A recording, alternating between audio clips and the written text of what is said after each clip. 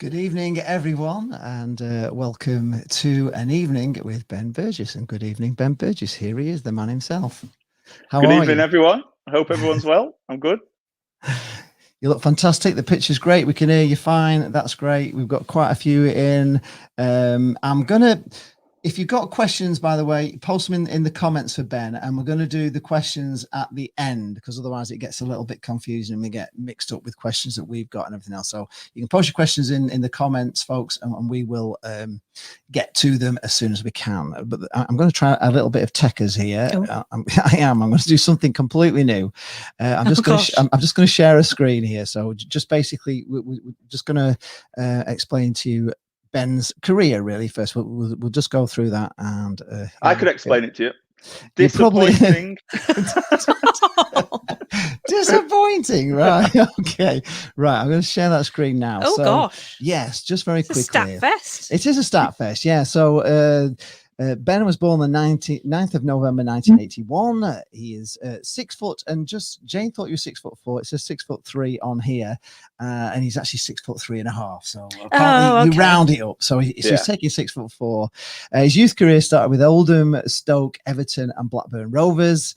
He actually was youth with Blackburn Rovers from 1998 to 2002. Had a loan spell with Northern Spirit, a team in Australia, which we'll ask you about. You went to Brentford on loan, where you scored 17 goals. Then you were bought from Blackburn Rovers by Stockport County, where you scored 4 goals, and you went on loan to Oldham in that time, and then you were picked up by Hull City, where you were quite prolific, scoring 24 goals in 54 games. Then you went to you came to Blackpool, and you scored 23 goals for us. And after that, you went to Notts County and Cheltenham Town on loan, and Tranmere Rovers as your final team. And you've also in national appearances, you've played for the Republic of Ireland under 18s 4 times, and the Republic of Ireland under 21s 4 times. Didn't know that. So how are we on those stats? So those about right, would you say, Ben? That's about right. I think there's about 100 goals missing, but yeah, no, they're about right. As I tell the children in my class, don't believe everything you read on the internet, especially Wikipedia. But yeah, they're roughly right. Yeah. I thought that you could alter Wikipedia yourself, and you might just add a few goals in everywhere. I thought anybody can alter Wikipedia, so you might go on there and but it's got to be realistic. I couldn't add too many goals. Yeah, you can. I think you can alter it, but yeah, I haven't ventured. I'm not that desperate. No, we'll actually talk about your teaching and everything later. Let's just go to our first question that we have. So my first question to you is this, and it is: how did you first get into football, and when did you start to think you wanted to be a professional footballer? From going off pictures and not videos, because they haven't been them day, but from 2 years old, I had a football beside me. My dad used to play local football. It seems to be the only thing I've ever done, really. Just from a young age, and I sort of took to it. There wasn't any really young. Where I'm from, Chapel Enlifrith, it's called. It's the capital of the High Peak, for what that counts. But it's in Derbyshire, so it's pretty much in the middle of nowhere. So the nearest team would be Stockport County. It's like 30, 40 minutes away.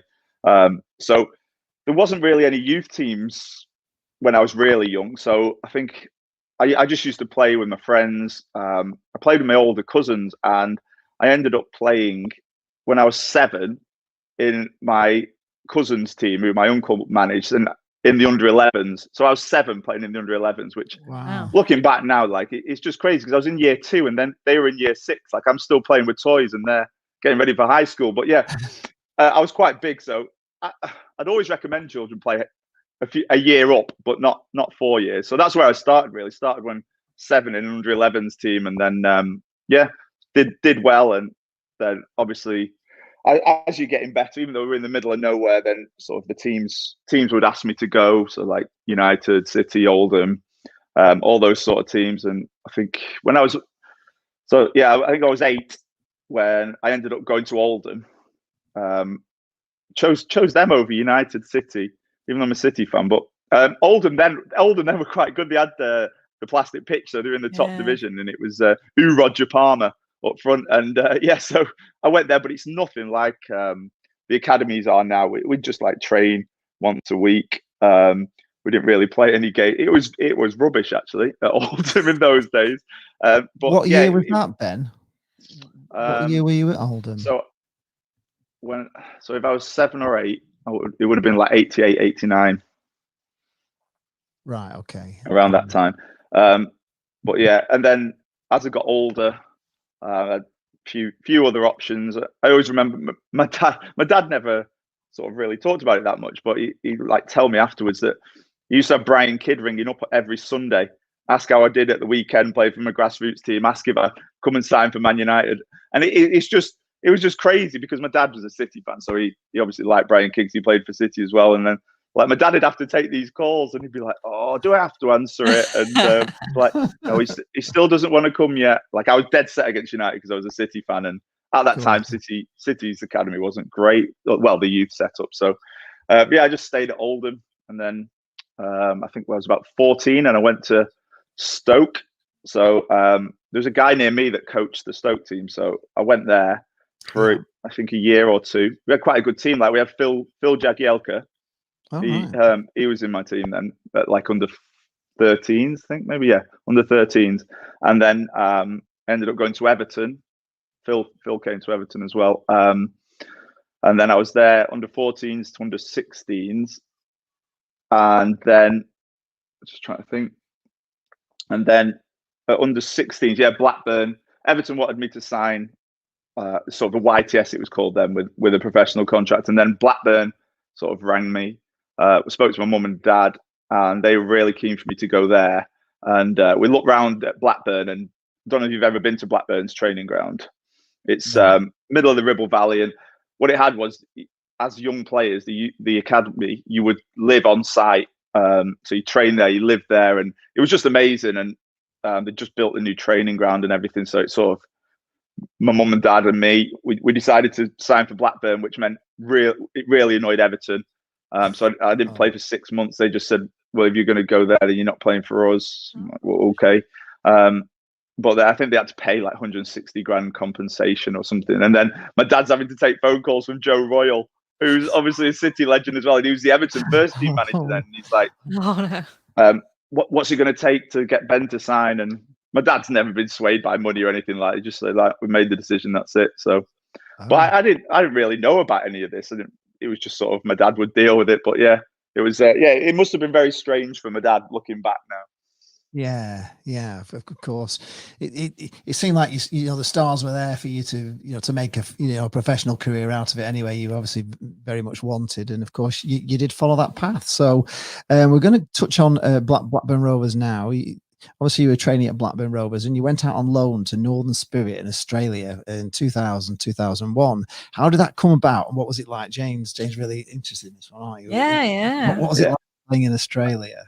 It was good, but so I signed for Blackburn when I was 16, and that was actually a really good decision. I had amazing coaches, learned so much.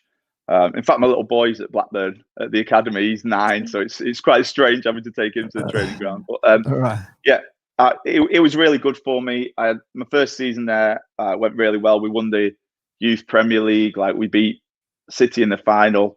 Remember Sean Wright-Phillips was playing for City. He was good then as well. So we had a really good team. Things were going well. Graham Souness came. We had so many managers at that time. Blackburn were, I think it was Roy Hodgson was manager when I first went in, and then Brian Kidd, Graham Souness. So we had loads of different ones. But when Graham Souness came in, he watched me in a reserve game the day he got the job, and I didn't think I played that well, but he thought I played really well, and he just said, "Right, Ben, you're coming training with the first team." Just threw me in, and I played a couple of games, and he was brilliant. He was really good to me, just an honest guy, doesn't take any nonsense. So yeah, he was really good for me. But so that was when I was 18. I made my debut, and then at the end of that season, felt really good. Came back for pre-season, and then he's just the problem with me is I'm always impatient. I've always been impatient. If I'm not playing, I want to go and play somewhere. And stupidly at 18, I'm like, Gaff, I want to play. He's like, Ben, we're trying to get promotion from the Championship here. And he's got like Nathan Blake, Egil Ostenstad, Ashley Ward, Kevin Gallagher. He's like signing players for 5 million and stuff. I think Chris Sutton was still there at the time. So, and I'm like, yeah, but I want to play. And he's like, Ben, just be patient. And then eventually, after me pecking his head for ages, he sort of said, reserve football's useless, which it was at that time. It was just players that were coming to the end of the career, like Simon Grayson at the time. They were just stuck in the reserves, and then you had us kids, and it was just it wasn't a great standard. And he just said, right, Ben, you can go out on loan then, and you got, I think, Rochdale, someone else, and he said, I've just had a call from someone at Northern Spirit, which is now sort of Sydney FC, and they were owned by Glasgow Rangers at the time, and obviously Graham Souness is a legend of Glasgow Rangers, so obviously there's a bit of in-house dealings there, and he just said, right, Ben, you can go to Australia for a year if you want. I'm like, what? Like, sounds better than Rochdale, but what do you mean Australia? Did he even play football there? And he said you'll love it. He said when he was, I think he was about 19, he went to America for 6 months, and he said it really helped him sort of mature and grow up. Didn't work for me, but so I went to Australia. He flew there. I flew there, like, obviously miles away, and I just didn't know what to expect. But I was just looking for a bit of adventure. He said you'd play first team football. Didn't know what the standard would be like or anything. But yeah, I had Graham Arnold was the manager. He went on to be the national team manager. Quite a couple of times. He used to play. I think he played in Holland. But yeah, he's a really good guy. I had like Robbie Slater. Do you remember Robbie Slater? He used to play for Blackburn Rovers. Ginger-haired winger. So he was in the team. We had Craig Foster, who used to play for Crystal Palace, and a few others. So it was really good. I ended up being I think I was top scorer and getting the young player of the year for the whole league. Wow. The team wasn't very good, but I was living on my own in Sydney, and I was just living the dream, really. They got me a car, got me a flat. I just literally couldn't believe it. I just walked to training. After training, they go, Ben, don't go to the beach. You need to rest. And then I'd come in the next day, burnt to a crisp. I'm like, I didn't. But yeah, living in Australia, it was just amazing. What a country! Like they say, it's God's country, isn't it? It really is. It was amazing. I would happily live out there, but it's a bit too far for my wife. She doesn't want me that close. No, she wouldn't come to Australia. But yeah, it's an amazing place. Anyone I know who's gone for a period of time always wants to stay there, and it was just brilliant because I was 18 playing in someone's first team, scoring goals, and it was good. It was a good laugh. What a dream! Sounds like you need to update those goal scoring stats on Wikipedia because they haven't got your goals on there for that one. I know, stats, so. Yeah, there was 18 goals in that, so yeah, that would have bumped me right up. That needs sorting, Ben. You get on it and get that fixed. Absolutely. Okay, next question we have for you is: you then had a big move from Blackburn to Stockport County for 400,000. Was that like a surprise? And when did you first hear about it? And was it a big decision for you to leave Blackburn Rovers at that time to go and play for Stockport County? Does that say big move or bad move? Yeah, it was a very, very bad move. That life, like, it's just about decisions. You never know, and I should have known. I was sort of blinded by a few things, but yeah, that was after the season with Brentford that went really well. We ended up losing the playoff final for Brentford, and that Brentford team was brilliant. We had Steve Sidwell, we had Stephen Hunt, we had Paul Smith, who went on to play for Southampton, Ivar Ingemarson that played for Reading, Darren Powell that played for Southampton. So loads of them, went on to better things. But yeah, again, Brentford was brilliant. That was my loan move. That was after Australia, and I think I scored 18 goals in that, and that was brilliant living in London. My friend was at university at the time, so we had a few nights out. But yeah, Brentford was brilliant. But then I came back to Blackburn, so I must have been 20 then. And again, I'm like, Gaff, I want to play. And I think they just won the Carling Cup. And he's like, they actually had Andy Cole playing up front. But I'm still like, I've just scored 18 goals for Brentford. I want to play. And he's like, Ben, calm down. And then the week before, I think it was the week before pre-season, he just said, come back to pre-season. We'll see what happens. So the week before pre-season, I knew Stockport County were trying to buy me, and there was a few other teams that were trying to buy me. But I just remember I was at my mum's. I was in bed, I think, and then I got a phone call, and it was my agent, and he just said, Ben, Blackburn have accepted a bid, 450 grand from Stockport. I'll book you a flight from Manchester to go, because even though I'm from near Stockport County, we were on pre-season tour at the time. He said, go over there, do a medical, speak to them, see what you think. So I flew over there. I knew it wasn't right. I knew Carlton Palmer wouldn't be. Everyone was telling me, don't do it, because Carlton Palmer's an interesting individual, and you'll clash. It'll be this, it'll be that. But he was really keen. He'd seen me play a few times, and like he really wanted me to sign.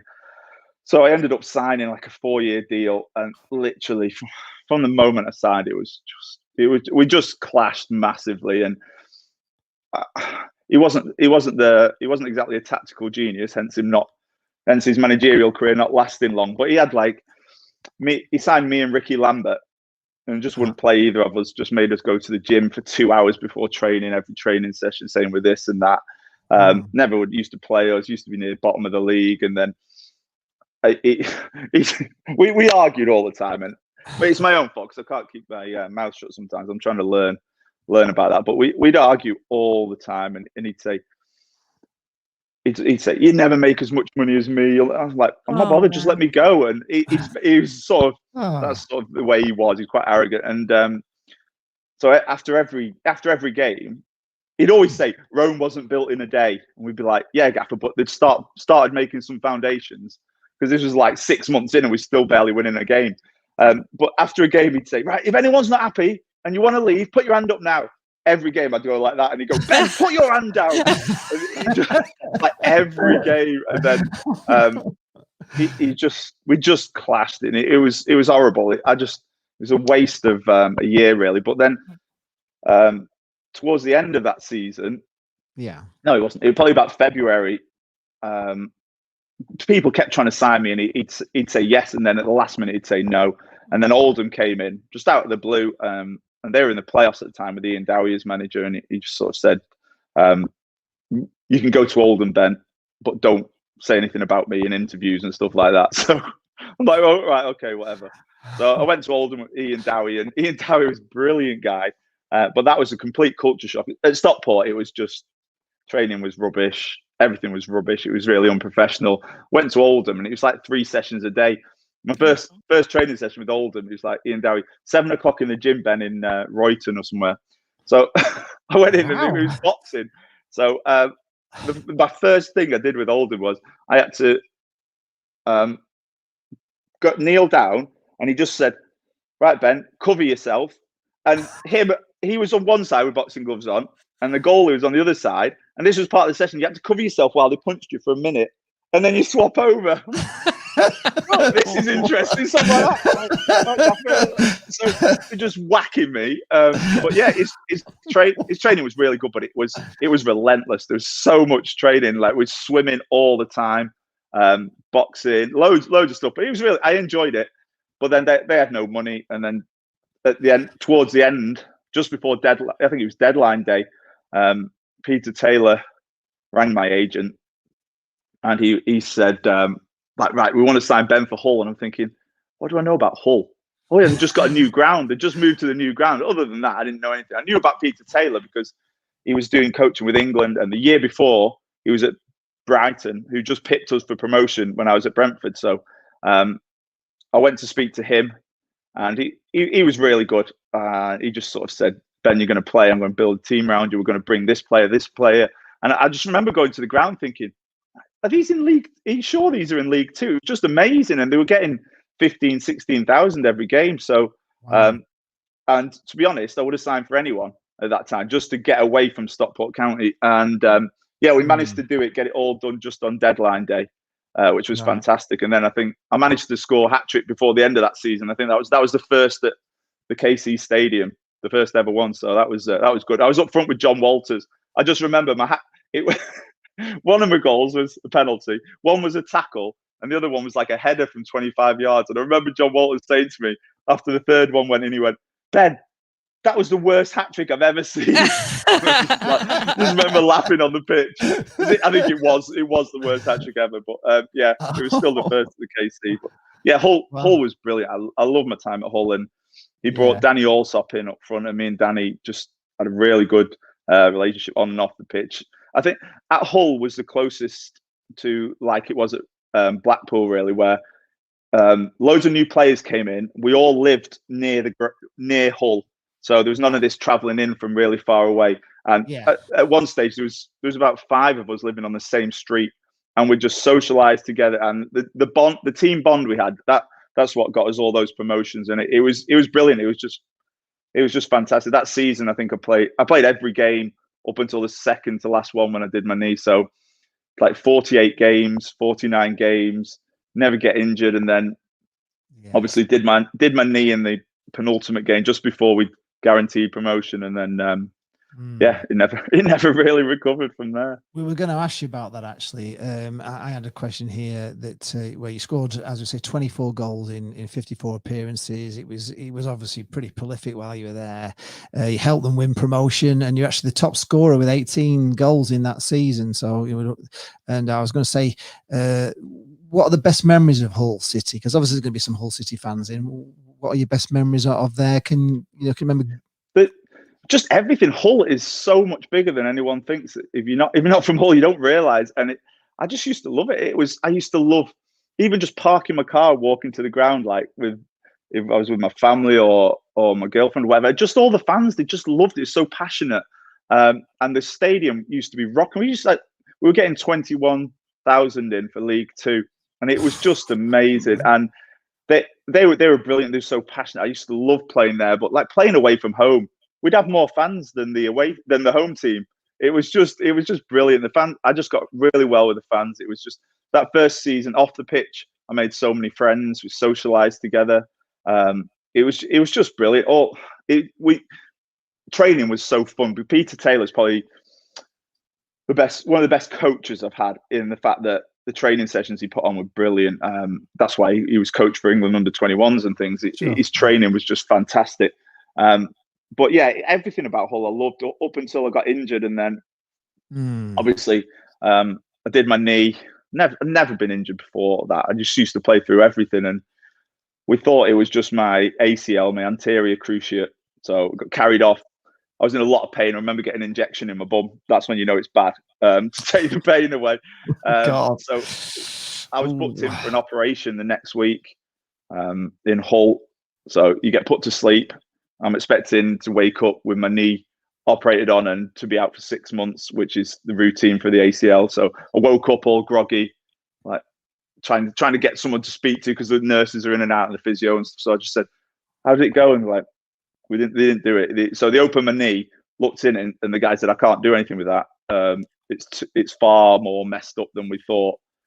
So I'm like, "Oh, great. So how bad is it?" And it was just. So they just wouldn't do it. There wasn't anyone in England that would do it with any sort of guarantee or anything. So Hull, I was very lucky. They had an amazing chairman in Adam Pearson. No penny pinching, nothing like at Blackpool. But he sort of he said, "Ben, you've done brilliant for us." He gave me another extra year on my contract. Aww. So he said, "Don't worry." He said, "You're going to be out. We know you're going to be out for a bit, but I'm going to give you an extra year to reward you. Give me a little bit of a pay rise as well." He's just a quality guy. So, and then they were looking around to find someone who would do it. I saw a specialist in Sheffield, and he was a Swiss guy, and he said, "Look, there's someone that might do it in Switzerland. He deals with skiing injuries." So I went to see this guy in Switzerland. Like, Hull flew me over, me and the physio put me up, gave me somewhere to stay, and this guy looked at it and went, "Yeah, I'll give it a go."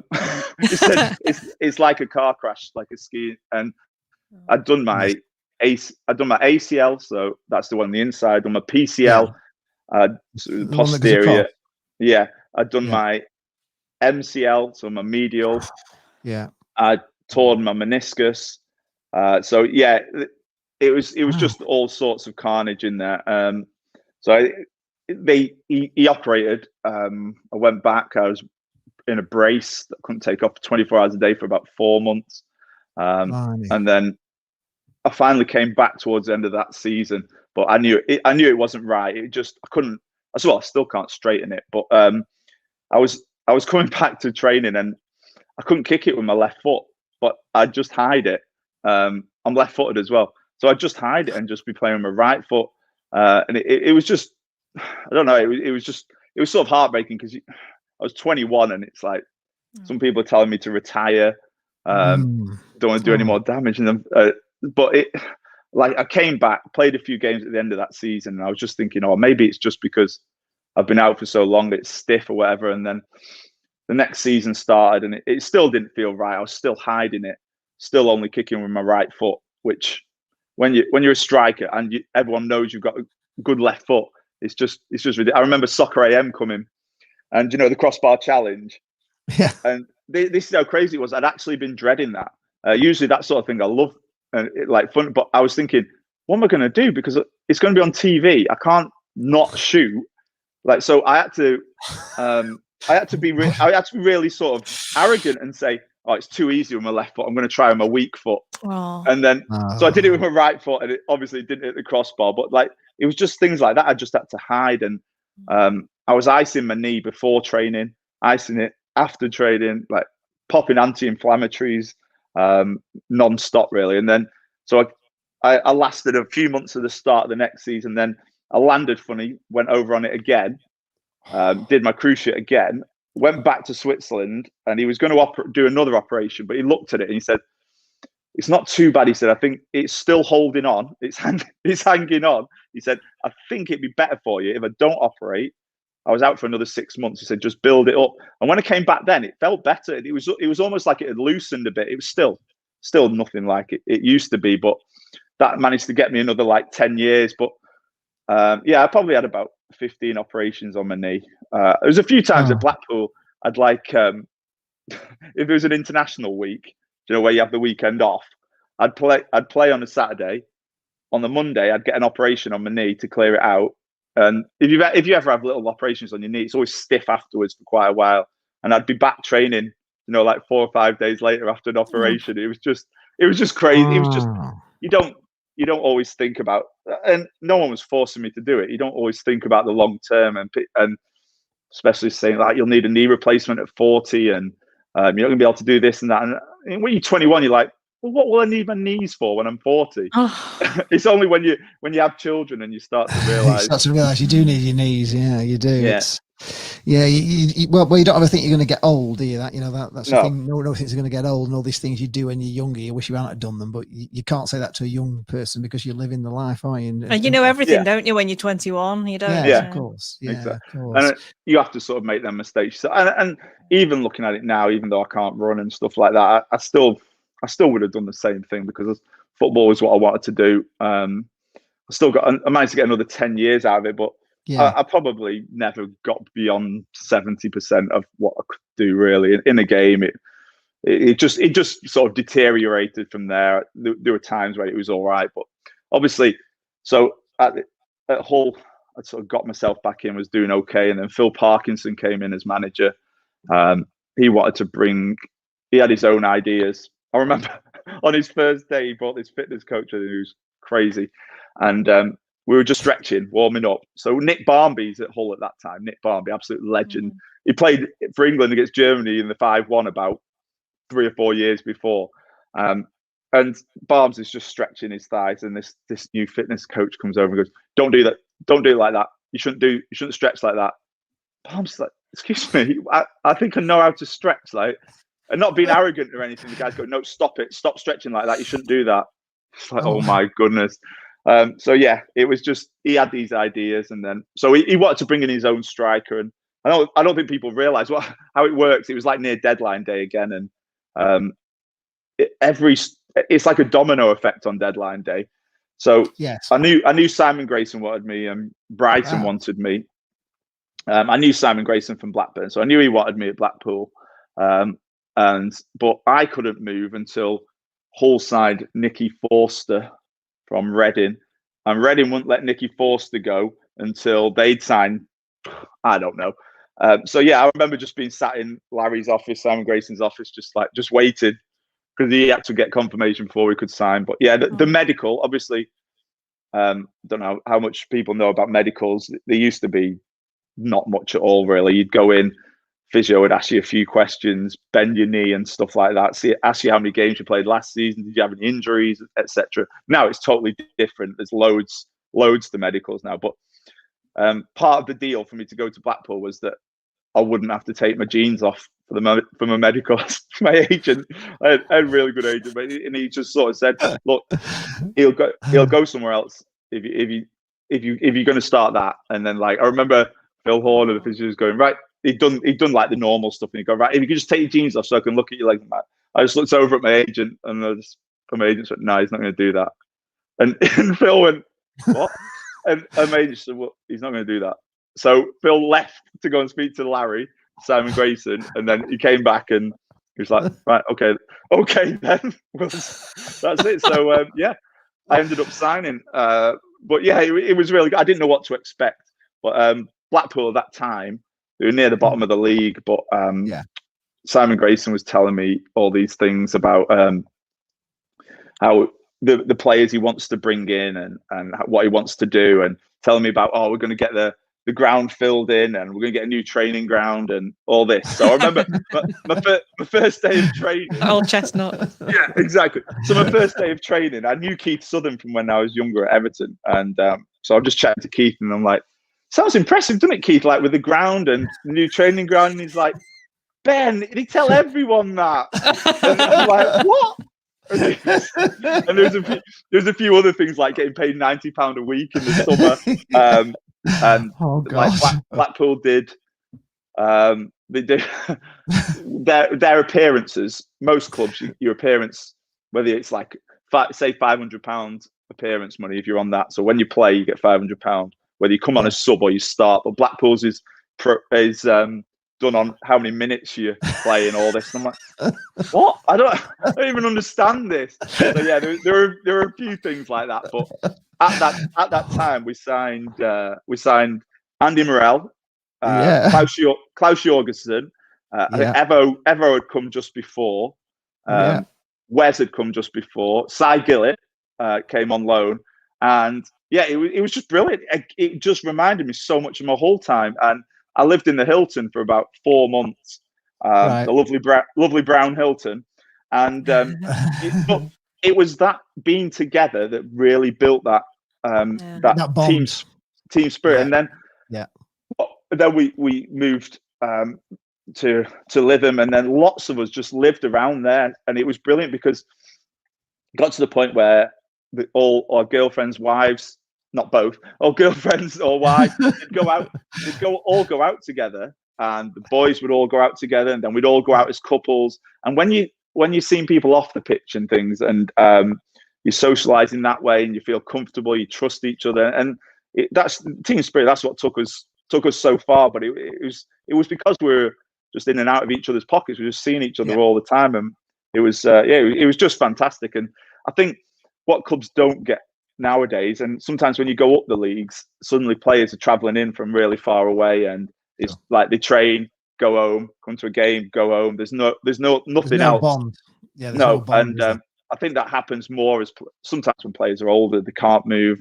But I think it always works really well when players commit and go and move to that area, and sort of get that team spirit. But yeah, it was brilliant at Blackpool. I wasn't in the team at first. I remember, because I just played the week before for Hull actually and scored. And then I'm thinking, am I going to get a chance at Hull? And Simon Grayson saying, "No, come. So I signed, and then I was sub first game against Millwall. And I remember saying to him, I might as well just be at Hull, because I'd be playing in the Championship or sub in the Championship. Why am I sub here? And he must have thought, oh my God, Ben, just pack it in. But yeah, I was like that. Yeah, so I was in and out of the team. Didn't go great that first season. And then for me personally, then I got injured.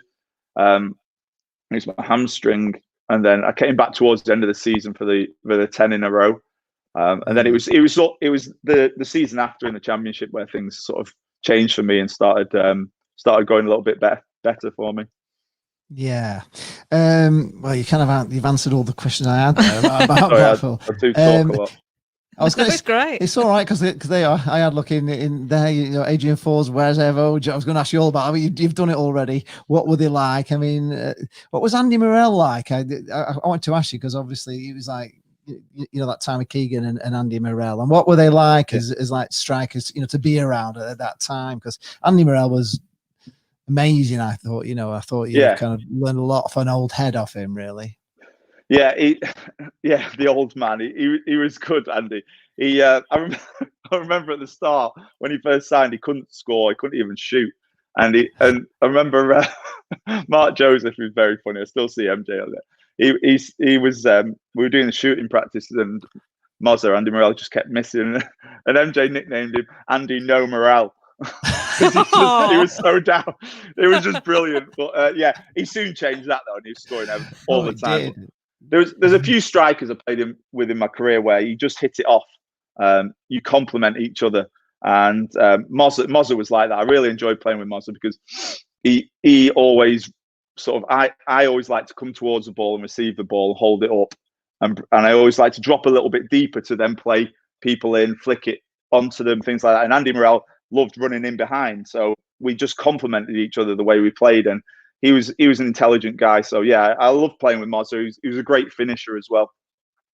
So yeah, got on really well. Our wives got on, still speak and things. So it was yeah, I like playing with Mozza. He was a good guy. Worked really hard, very much like Brett in that way. You know, really old, but but no, excellent finisher, great lad, unbelievable like attitude and things. So yeah, I really enjoyed playing with Mozza, like on and off the pitch. Same with Klaus. Klaus, I was really close to. Klaus is a great character. Not everyone understands him, but he's he was brilliant, and he's another one that was fantastic in the changing rooms. We'd never back down from anything, Klaus. We had some crazy nights out, but he was brilliant, Klaus, and he's just another one of those with the like Evo as well, Keith Southern. They're just like big characters. Everyone got on, and I would say Simon Grayson, if you look throughout his managerial career, what he does well, he brings the right sort of players in. I wouldn't say tactically he was up there with the best I've had, but player-wise, he just bring the right players in at the right time repeatedly. Like Wes, no one else was taking a gamble on Wes, and he just bring those players in. Evo was having a tough time at QPR. I wasn't playing at Hull. Mozza was nowhere at Coventry. Klaus was nowhere at Coventry. And he just bring it, even like Robbie Williams at the end of that season, bringing him in. And he made such a difference. Just that short-term thing. He wasn't the fittest of players. He was never going to be really playing for us in the Championship, but just he'd signed the right players at the right time. And he was brilliant at that. He's done it in all his clubs, especially League One standard. He's very, very good at that. He brings players in that fit within the sort of the dynamics of the squad. Yeah, we're going to actually ask you about Simon Grayson. What was he like as a manager? Because obviously we've had him, twice at Blackpool. The first time, we're really fond memories of him, and then the second time, it's not been fond memories of him. He was a bit of a disaster at Blackpool. But what was he like as a manager to play under? I'm sort of more interested in the man management and the motivation side. How was he, with those areas? Well, it was strange at first because, as I said, when I was at Blackburn, when I was a kid, so 18, playing in the reserves, Larry was coming to the end of his career at Blackburn. So we used to train together, and we'd always be having a laugh. And he wasn't the most serious then. And then to have him as my manager was slightly strange. But what he did well, which a lot of young managers do, he surrounded himself with the right people. So we had Steve Thompson, Tomo was. Every sort of management structure needs that link between the players and the manager, and Tomo was that guy because all the players loved him. We could speak to him, and he'd sort of relay messages to Larry. But he also had Tony Parks with him, and again, Tony, I had him at Blackburn. He's a legend. Tony, he literally would tell you. It's all black and white with Tony. He'd just tell you. I remember one game we had. Remember Bartosz Slazarski or something like that? We signed on loan. Anyway, so before one game, I was sub and he was playing, and I said, Tone, why am I not playing and he is? And he went, well, it's obvious, Ben. If he's playing, he's better than you, isn't he? And he was just like, well, what can I say to that? What can I say to that? Fair enough, Tone. But sometimes you need people to be honest with you, and footballers get angry when people lie to you and don't give you full reasons why you're not playing and things like that. But talking about Simon Grayson, he was just, I don't know, it just seemed to work. I wouldn't say we never did like team shape. We never did as much as we did with Ian Holloway. I had Steve Coppell as manager, who was tactical genius with little tweaks and things. There was none of that. It just sort of got the players in, and he made it a nice atmosphere. It was a good feeling about the club. Right. When players are relaxed, usually, they produce the best. He wasn't a big shouter or anything like that. It was his first manager's job, so it's still a learning process. So often he'd try and avoid like the confrontations with me mostly, but no, with other players as well. If people aren't happy and things like that, he wasn't always there, but he grew into that, and he did brilliantly. He's had a good managerial career. I actually saw him a few weeks ago, just chatting about things. But yeah, he was as disappointed as anyone about how things went when he came back to Blackpool. And I think the disappointing thing is because you expected him to take the team on. And it's not easy coming back, but you can't be a hero twice, and so much would have changed for him. But I wouldn't be surprised if I wouldn't be surprised if he gets Fleetwood into the playoffs. Well, probably not this season, but next season. But yeah, he was good. He got me out of Hull. He gave me a chance. I certainly played more when we were in the Championship. But yeah, he was good. He was just. There was nothing stand out other than the fact that the atmosphere he created and signing the right players at the right time. Brilliant. Well, there we go. That's answered that. Jane always asks, she wants to know this question. She asks it from everybody. The season we got promoted, we weren't doing very well up to Christmas. And then, I don't know if you remember, we played away at Carlisle and something happened at half time. Jane is convinced something was said or something happened. Because the first half, we hadn't been very good. And the first half was just, oh, goodness, this is just bad again. Yeah. And then they came out second half. And it was just like a switch had been flicked at half time. And I think we went on to lose 2-0 in the end. We didn't even win, but it was just like something had happened at half time that the team just came together magically at half time. Can you remember what was said? I honestly can't remember. I remember some things that happened at half time, but no, that wasn't. I don't recall a fight or anything like that. Usually it's things like that happen at half times that get people going. Yeah. But no, I don't recall that. I think with that season, we were up and down quite a bit because I think like Simon Grace had brought a lot of players in, but he hadn't quite got that consistency of who was playing. And but it was towards the end of that season where we just sort of felt invincible. And it's like, I remember Joe Hart came on loan, didn't he? Yes, he did. Yes. No one even scored past him in training, let alone games. He was just brilliant, and he was one of the lads as well. He chat with us all. You could see he was going on to greater things. But yeah, again, it's Simon Grayson bringing the right players. When none of us wanted any of the goalies to get back fit, because it was an emergency. Neither did I. It was an emergency loan with Joe Hart. So the rules are, as soon as one other goalie from youth to wherever is fit, that he's got to go back. And we're like, no, don't rush it. So yeah, he was brilliant.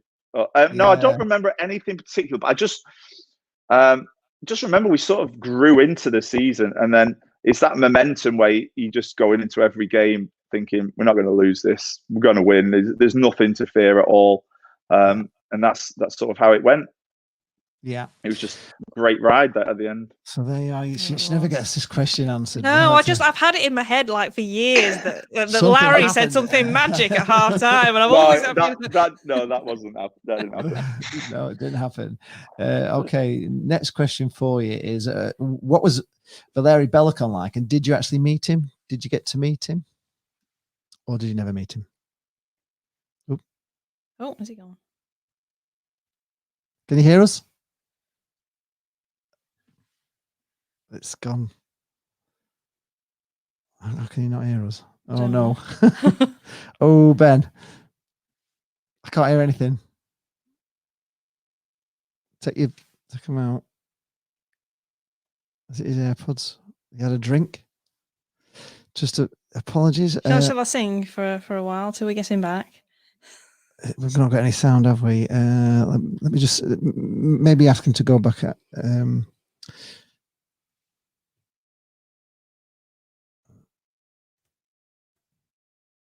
I'll come back in.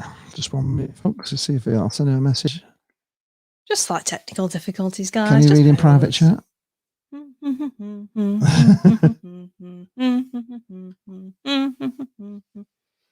No, wait, he can't hear me. Let me just message him on Messenger. Oh well, technical difficulties, folks. Sorry about this. Someone said Jane singing. Can you hear me now? Yay! Yes, you're back. Can you hear me now? Yes, sorry. perfectly. Yes. I don't know what happened there. No, weird. You had Sorry. a drink and that was it. Yeah, we don't know what happened.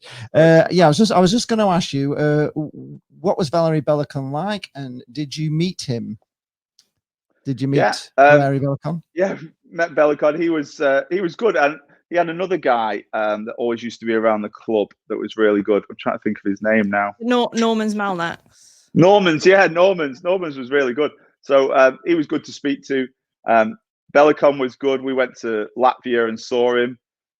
Not sure what line of business he was in, but yeah, he was. He seemed good. He had great ideas. Yeah. He was always good with those players. We really liked him. Sometimes we'd have a lot of Latvian players on trial.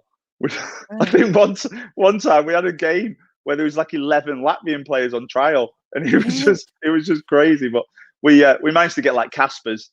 Yes, I thought we'd get loads of those kind of players in because you got Casper's, and he was amazing. I thought this is going to be like a floodgate of these Latvians coming in, and of course we played Latvia away, and they always sort of beat us, didn't they? As well, they were good players, weren't they? And they had 11, and they just didn't bring them in. Well, so what were they like to play against? Oh, they weren't great, to be honest. We probably didn't get the best Latvians, but yeah, we had. We got Casper's out of it, and Casper's was brilliant. He amazing, yeah. I nicknamed him Chad because it was like he was American. He'd learned English from watching Friends or something. Everything he said like was an American accent, but he was brilliant. He lived near us. Like I'd drive him to training and stuff, and got on really well with Casper's, and had some good battles with him as well when he went to QPR. But yeah, he was just a lovely, he was like a warrior. So yeah, he was a bit like the Terminator as well. But yeah, he was another one that was really good. Another great signing at the right time. And just thinking about those times, there was some really good lads, really good people that I got on really well with. Yeah, there were some cracking players in there. Go on, you can ask that question. Oh, can I just, before we go on to that one, can I just ask you about Latvia? Because I went on the 3 pre-season tours of Latvia and just had such an amazing time out there. And I just wondered if you had any stories from your pre-season trips out there. No, it was. I think it was the second Latvia trip I went on, and I think there might have been something that happened in the first one. So usually when you go on a pre-season tour, you're allowed a night out on the last night, and we weren't this time. So I think something had happened the year before. But yeah, it was always good. Those things are great for the team bonding. It's good to be around your teammates constantly, and you sort of grow with that. But yeah, there wasn't any crazy stories then, really. It was just a really nice place, and yeah, you got to the beach and everything. Yeah, it was just a really nice pre-season trip, and yeah, we all appreciated what Valeri Bellion was trying to do with the club and the money he was putting in, because it was him the reason that I signed, really, because he gave the extra money and he was backing the club with that. So it was it was brilliant. Never knew that. We knew he was putting money in, but we didn't know. I mean, the Oystons have, obviously just got all the, they got all the glory for themselves, didn't they? But a lot of it was down to, Valeri Bellion. But we as Blackpool fans, obviously, when he came in and he said, I'm going to get you in the Premier League within 5 years. I remember my dad saying he's having a laugh, and we've been watching this for like 30, 40 years. We haven't got anywhere near it. And this guy's just going to come in, get us in the Premier League. And of course, he did it in 4. What did you all think when he came in and sort of had this thing that he's going to get you in the Premier League? Did you all believe it could happen, or was it just like you don't, because we're so far off it. It's like Ian Holloway said, we're like a bunch of rejects, weren't we? And yes, when Ian Holloway first came in, he was brilliant. So at the end of that season, Tony Parks was caretaker manager, and everyone thought Tone would get the job the next season because he'd done well. He kept us up, but then Ian Holloway got it, and we came back for pre-season. First day of pre-season is usually just running, non-stop running, and horrible all tests and things. And we met at the ground at Bloomfield Road, and we had to go up to the suite at the top, and he just talked for 2 hours. It was like he'd had no one to talk to all summer. And he just talked, and he got us to write down our 3 favourite positions. Like, what? We to like, like Evo's put centre half, attacking midfield, and stuff like that. You're never going to play these people there. So he got us to do that, which is sort of a typical manager type thing to do. But then he's just telling us, I've been off from football for a year, and I've been watching Barcelona and how they play, and we're like, that sounds nice, but what's that going to do with us? And he's just going through how he wants us to play, and we're all like, has he seen us play before? Like, he's going, we can get in the playoffs, and we're like, don't think we can. We just stayed up, Gaffer. We just stayed up, and we've got the same players, and he's just telling us, we can do this. What we're going to do is, right. So goalie's going to get it. The 2 centre halves are going to split either side of the box, and we're like, no, Gaffer, we keep a tight back 4 and we launch it. That's what we do. That's what, and we're thinking this isn't going to work. And he said, we're going to just keep everyone up front from corners. We're going to leave 3 up front and stuff. And we're thinking, is he like, how's he even got this job? But he's one of those people that when you listen to you can't help but go along with the right, because he's just so enthusiastic. You think, all right, Gaffer, yeah, that sounds great. Well, at least we're not running. So then we started. We started training, and as a striker, it was brilliant because he kept trying to get the defence to play out from the back. So it'd be like Gillo would be rolling it to Sean Barker, and then I'd come in and tackle Sean and then score, and one of the other strikers would tackle like Evo or Alex Baptiste, because they just weren't used to having the ball at the feet, because that just wasn't what we did. But then, yeah, it was. But then he just went over it and over it. And I've never had a manager quite like it or seen. Roy Hodgson did it, and Roy Hodgson's always done it throughout his sort of managerial career, where he just team shape. So when I'm by team shape, a lot of footballers don't like doing team shape because it is boring. So what would happen is, a lot of the time he'd have 22 players, and he'd have you in your position, and he'd have a first 11, and then the second 11 would be shadowing them. So say if I was a central striker, maybe I don't know, maybe Brett would be behind me to go next. So the first 11 would do team shape, and it would literally be, you'd be playing 11 against no one, and the goalie would get the ball, he'd roll it out to whoever's right back, and you'd just play as though you're playing a game, but against no one. And every now and then, if say the ball was with the left winger, he'd stop it, say stop, and you had to stop exactly where you were, and he'd say, right, and he'd look at the other side of the pitch and he'd say, Fletch, why are you in that position? Where should you be when we've got it on the left-hand side? And there was so much detail into it. Every little bit. That's why, if you look at that team, it didn't really matter who played to a certain degree. We changed loads with the strikers, loads with the midfielders, with loads of different midfielders, because we were so well drilled. Even without realising, you knew what every position someone should be doing. You knew if someone had the ball at right back, you knew exactly, if I was a central striker, where I should be. And I would know exactly where one of the midfielders would be, because we went over it so many times, like every day in training. And you think, this is boring, but then it's just automatic. And it didn't matter who came in. And muscle memory. Everyone just picked it up. And it just worked. Like, obviously Charlie gets it right. So if Charlie gets it there, he's going to hit that diagonal with his left foot out to the right hand side. So we'd all be ready for that. And there'd be if Fletch is out on the right wing, someone would be running off Fletch because they know he's going to win the header. And so a lot of what we did was from Charlie doing that big diagonal, sort of left to right, and Evo doing the right to left diagonal.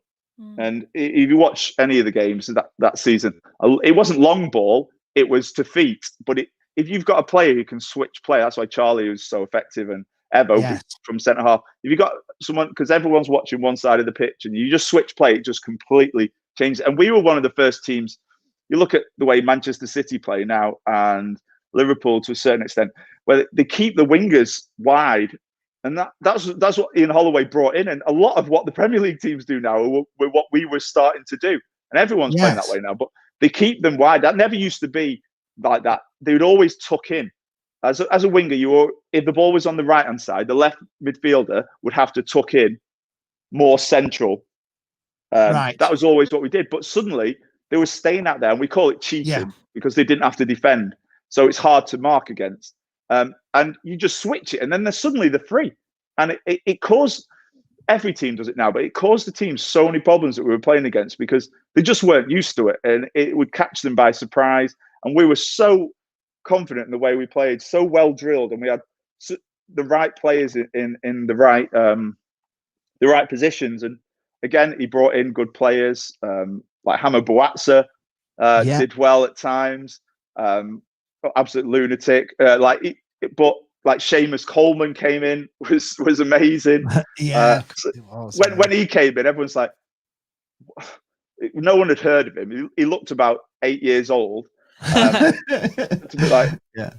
everyone's like, what is this guy? In his first training session, he wasn't great, and everyone's thinking, oh right, okay. And then his first game was Scunthorpe away, and it was one of those where he just transformed, and he was amazing. And he's obviously gone on to having an unbelievable career, and what a player he is. But again, just bringing the right players in. But DJ Campbell's a prime example. His players, Blackpool seems to do that. What was he like, DJ Campbell? What was he like? DJ came in the season before, didn't he? With Simon, I think Simon Grayson did. Came in 09-10. Came in with DJ. I think he came in on loan, didn't he? It was Brett, Charlie Adam all came in as well on loan, didn't he? And then we signed them again, didn't we, the next season, if I remember rightly. Yeah, but DJ, whenever I'd seen him before, you think, he doesn't seem like my type of guy. He's got his gold tooth, doesn't he? He's flashy, and he came. He's like a gangster. His first day, he had, what car did he have? Just some ridiculous sports car that was way beyond whatever we had. And I just got on with him straight away. Just a really, really nice lad. Just humble, works hard, cares. Again, he works well with me because he'd like to run in behind, and we sort of complement each other. He just fitted in straight away, just like Barry Bannon did. Just fitted in straight away. Extremely skillful, technical players, and DJ was brilliant. That's why he did so well. But it's Blackpool just seems to do it for certain people. It just works for them. It would just work for Holloway. Yeah, it's a special town, isn't it? We're a very friendly town, and I think and also I need to ask you, really. Obviously, as fans, I felt like we cheered you into the Premier League. We were so loud. I remember for the playoff final to get into the Championship against Oldham, Dan and I were coming out the ground. I've said this story before, but you won't have heard it. But we were coming out the ground at the end of the game, and there's some Sky Sports guys, tidying all away the cables and everything. Yeah. And a guy, he just says to me, Dad, he said, honestly, mate, he said, we've been everywhere this season. We've been to United, we've been to all the. He said, I've never heard anything like this place. It's unbelievable. And did you feel that sort of that noise with Blackpool fans, because they are relentless, aren't they? When they go in, the atmosphere is out of this world. Probably comparable with teams that have got twice as many fans as us. Yeah, definitely. Did you feel that? The home games used to be rocking, and it was packed, and you'd hear the drum, and it was brilliant, and it would almost suck the ball in. I remember when we were on the coach going to Wembley for that the Championship playoff final, and literally all you could see was Tangerine everywhere. Do you know that Cardiff's a big place? Cardiff's got big fan base, but all you could see was Tangerine. It might have been confirmation bias just looking for it, but literally that's all you could see everywhere. As we're driving to Wembley, that's all we could see. And then in the ground, it would just seemed like just Tangerine everywhere. And I think it must have been because everyone I've spoke to that lives anywhere near around Blackpool was at that game. So it must have been like 2 million people.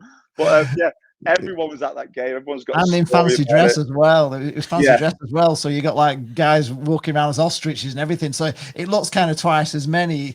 It did against Yeovil as well. It was the same. That they were overawed with us. There was double the amount of Blackpool at that game against Yeovil. Cardiff, it was pretty even, Stevens, but just so colourful, and the fact that there was loads of fancy dress, it was just we just took it over, didn't we? It was just amazing. Just driving to that game, it just, and again, just felt like we were going to win. We were obviously a little bit nervous because of the £5 million bonus that we were due. So yeah, it was just an unbelievable season. But how that came about, don't know how much you know about. So at the start of every season, you have to sign a win bonus sort of thing, and it has to be agreed before the season starts legally, because you're not allowed to get extra bonuses as the season goes on. Clubs aren't allowed to do that. It has to be decided at the start. So how it usually works is maybe if you're in the top 6, you'd get £150 a point, maybe. Different clubs. So if you won and you're in the top 6 on the Monday after the game or whenever, you'd get £450. If you're in the mid-table, you might get £100 a point. If you're at the bottom, you might not get anything. So it all varies. Sometimes it's just like straight 500 for a win or whatever. So usually the senior players go in to sort this out. So ours went in, came back, we had a meeting, and Ian Holloway wanted to be in the meeting, and he said, "Lads, I suggest you don't have any win bonuses all season, and if we get promoted, you get £5 million to share." Like, wow. No. We're like, it's not going to happen, is it? You might as well just say there's no win bonuses this season. We're all like, definitely not. That just means we're not going to get a win bonus all season. But just stupidly, it worked, didn't it? We just went with him because he's mad. He's far more intelligent. You actually settled this £5 million bonus. He convinced us all. He's like, and we're all like, oh God, we might as well then, just do it. But he was so good. We've got a WhatsApp group of that squad that went up that season, and he's still in that. The gaffer's still in that, so he'll text things on it every now and then. But yeah, it was just brilliant. He was so good at taking the pressure away, and he'd do things like he hired the sandcastle out before we played Preston. And it's like we turned up for training. He's like, "Lads, you only need your shorts. We're going to the sandcastle." Like, what? Just crazy stuff. Like sometimes the famous one is where he'd make us watch Coach Carter. Loves Coach Carter. See him nearly crying when he watches. He must have watched it about 100 times. So he comes to training. He's like, "Right, we're going to watch Coach Carter." Oh. So we had to sit there. It's about 2.5 hours, isn't it? And then other times he'd just talk. He'd talk for an hour about. I remember one time he talked an hour about Jade Goody. I was like, what? Where's this going, Gaffer? He just sort of said whatever it was in his head. But then, like before a big game, he'd be like having a dance off with a kit man, doing all sorts of crazy stuff. But that season, we were doing okay, we were doing well, and then we were on a bit of a bad run, and we played Crystal Palace away, and we got beat 4-1, and so we got back on the coach, and when you lose like that, football is just like, oh, that was rubbish. Everyone's down. We should have done this. We should have done that. The usual. And we're all sat on the coach thinking, oh, I've got all this time now to get back to Blackpool. So we're all down, sat on the coach, and then we're driving through sort of London and South London, and the gaffer just shouts, "Stop!" So he stops the coach on a high street, which in a bus lane. And we're like, what is he doing? And he just got off the bus, went to this like off-license little newsagent type thing. And we're all just sat on the bus thinking, anything could happen now. Literally anything could happen. And he just came back on and he bought loads of beer. And he just said, "There you go, lads. Have a drink. Forget about the game. We'll be all right." And then suddenly you have a few drinks on the coach. And suddenly we're all, the negativity's gone. It's very, very clever. Negativity's gone. And we're all like, a little bit buzzing and thinking, oh, we're going to be all right. So suddenly, when you go to training on Monday, that side effect of having lost and being down, it's just gone. We're all like laughing about what happened on the bus, and it just just little things like that. And he could have absolutely hammered us then because we weren't very good, but he didn't, and sort of had faith in us. And then it really turned for us when we played Swansea at home. if you can remember, Swansea were good, and Swansea were in the playoffs at that time. Yeah, and so they beat passed them 5-something. 5-1. It was a night match, wasn't it? Yeah. And they so they were right up there, weren't they? And we just absolutely annihilated. We outpassed Swansea, and Swansea have been possession central for about the last 5 years. Yeah. So that sort of gave us belief as well, and I think that shook a few people. But yeah, I just used to love playing for Blackpool, especially in the Championship, where we'd go to away games and no one would expect anything, and then we'd beat them. And it was just brilliant. Well, it's the same in the Premier League as well. No respect in the Premier League either. Yeah, it was just. I need to ask you about the bird. Journey. The Birdman celebration. Was that just the seagulls? Was that did that come from Blackpool, or had you done that before? Was that? No, I hadn't done it. I hadn't done it before. It was just probably came out of boredom, really, because I was just in the hotel with Simon Gillett. He was like my little assistant, lad on loan from Southampton, and we just used to be together all the time. And we were just messing around one time. We were saying, right, if we do this celebration, right, if I score, I'm going to do this like bird. And he's like, go on then, I dare you. And then I scored and did it. And then it just sort of caught on. I love it. I try to get my kids to do it, but they just go, I'm not doing that, Dad. It's weird. In fact, my dad loved it. My dad loved the bird cellar. Yeah, like loads of people, they still do it to me, like in the playground at school. Granddads and grandmas going, do the bird. And I'm like, okay. And all the kids are like, what are you doing, Mr. Bird? Like, don't worry about it. But today, I was going to Asda with the kids, and we're at a T-junction, and this guy cycles past. He might even be listening now. Guy cycles past, and he's looking in the car, and I'm thinking, why is he looking in the car? And then he just goes, Big Ben Burgess, like that. Starts to feel high.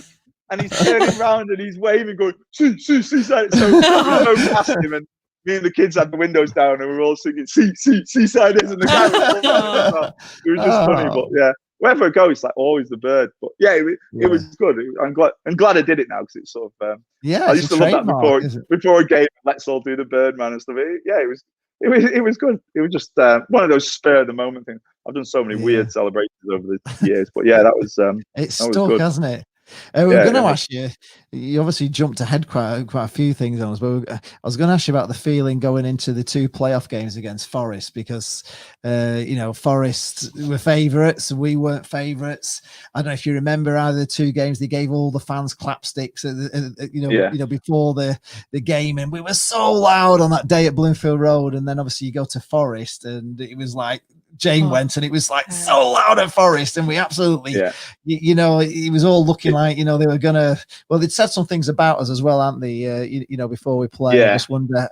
Just tell us about the 2, because Blackpool fans probably think that game away at Forest was better than the playoff final. To be honest, it was unbelievable on that night. It was amazing. I think the home.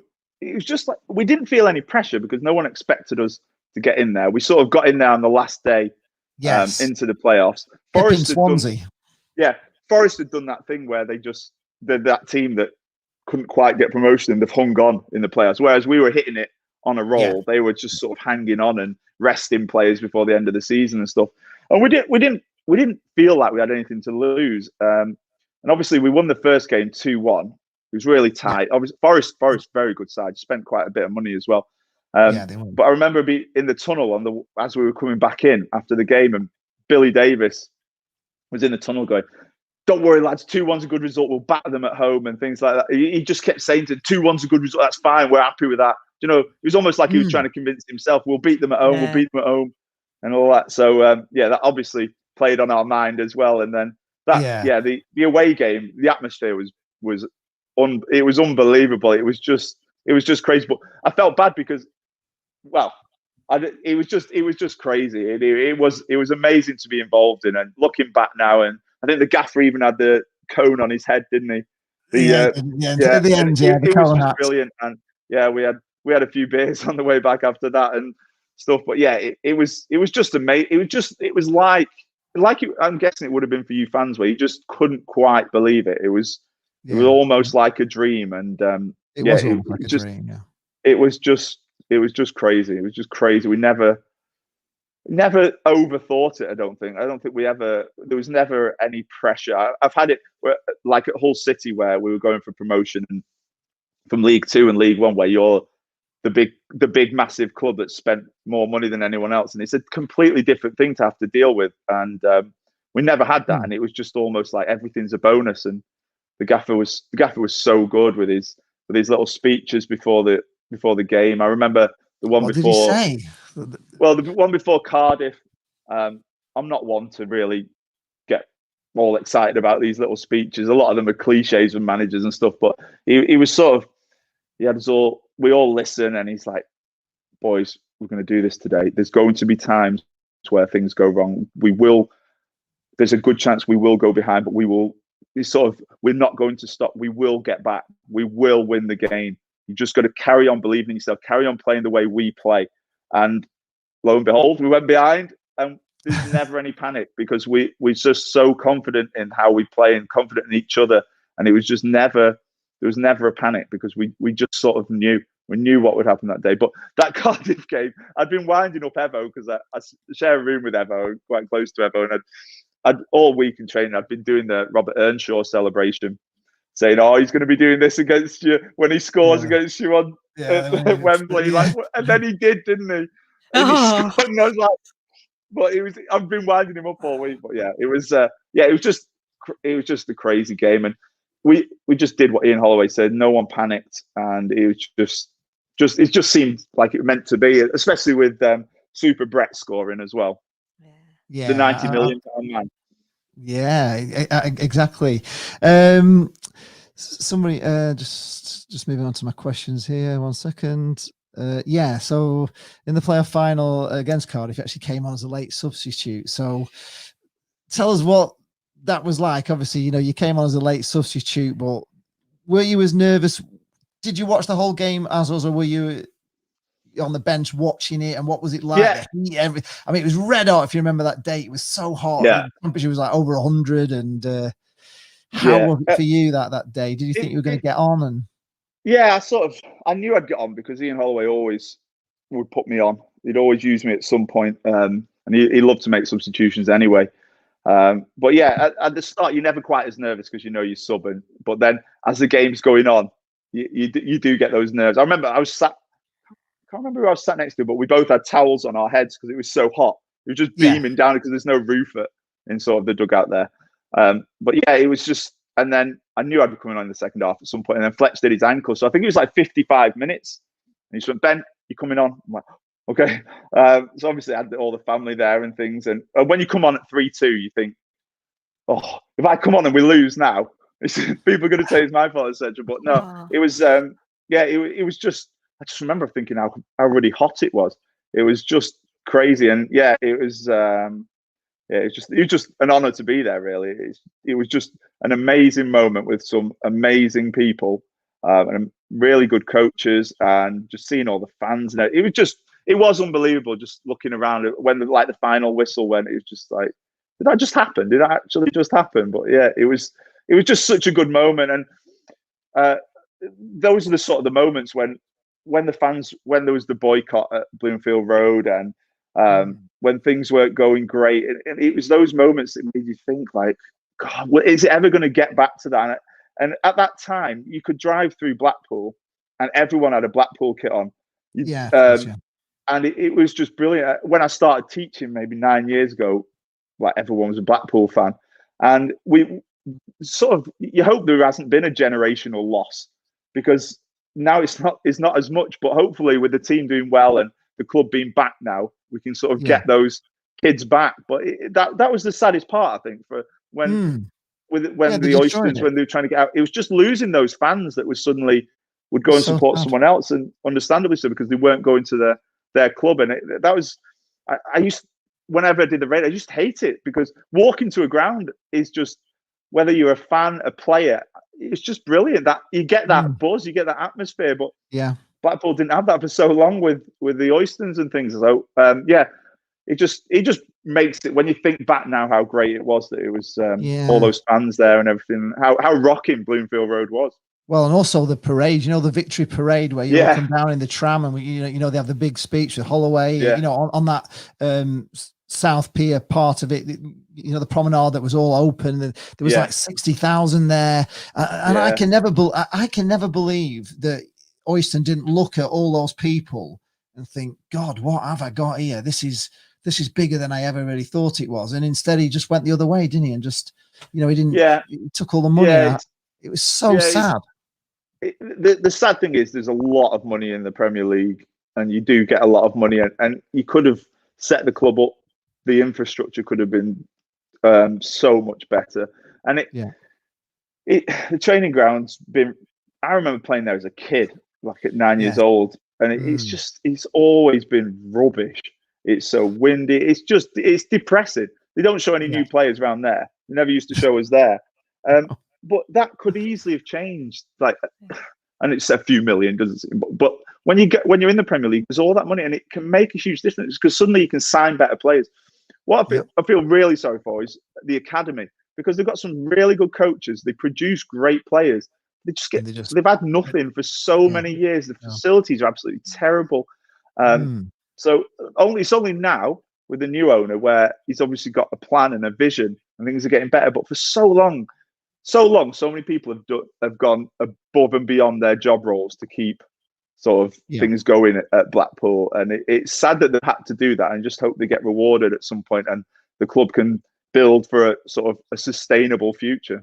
Yeah, absolutely right. You're talking to the converted already there, Ben, on this. Right, I'm going to go to some questions now. We've got questions in the comments, but I'm just going to go to a few things from A View from the Tower. I've put them there. So questions that are actually on the fans website. Somebody said, do you think Jerry Yates would have been a good striking partner to play with? And does the club feel a bit like it did when Poole were promoted when you were in the side? Did you get that feeling at the moment within, the latest players? Similar sort of feeling? Yeah, I've been lucky really, because I've been able to go to quite a few games live while I've been doing the radio. And I've been really impressed with Jerry Yates. At the start of the season, I wasn't sure whether he was a winger, whether he was a midfielder, whether he was a striker, but he's sort of grown into the role. And he could be one of those DJ Campbells, where Blackpool's the right club for him. Yes. He could really make it, and it just seems to be going really well for him. Every time I see him, he seems to get better. His feet, he's got really great feet, really sharp. What he does really well, he somehow manages to find himself space in the box. And as soon as he gets facing the defender, who was it against? Was it against Hull or someone where his feet were brilliant and he went past the goalie and really tight angle? But as soon as he manages to get the ball and face the defender in the box, which is not easy to do, his movement's brilliant. But I think you can see the players love playing with him because he works so hard. He's everywhere, and he fully deserves all the goals he's scoring and all the acclaim he's got. And I think he would have been a good strike partner for me because, again, he's DJ Campbell, Andy Morel, where he likes to run in behind. It's sort of play off. You can see with Gary Medine. Gary Medine's sort of the big striker, and him and Jerry Yates are good together. I think at times the teams miss Gary Medine. I think they're getting used to him now, used to not having him. Yes.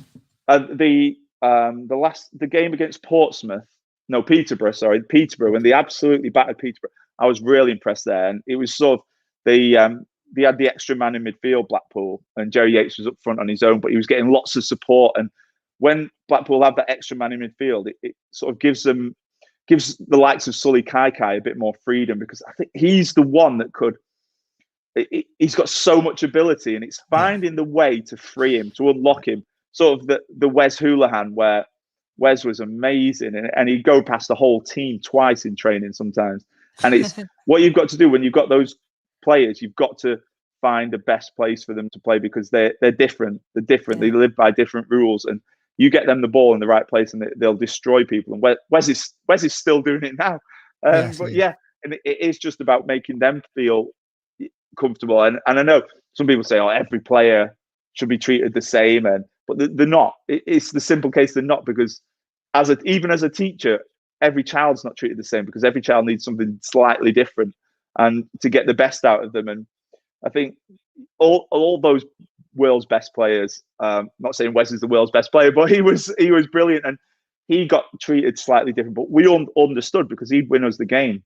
I remember sometimes when Blackpool Airport was open, this was under Simon Grayson, there used to be a flight that would come back on a Thursday morning from Dublin, and it'd land at like 10:15, and we'd be at training, And sometimes we'd be like, "Where's Wes?"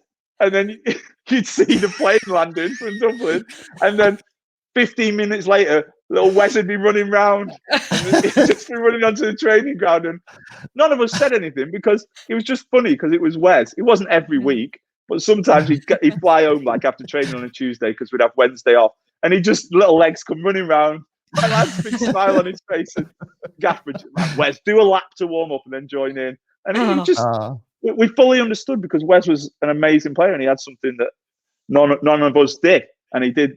And making him feel comfortable, making him feel relaxed and able to play his best football made us all better. So I think getting the best from Sully Kaikai will, if it's possible, would really help.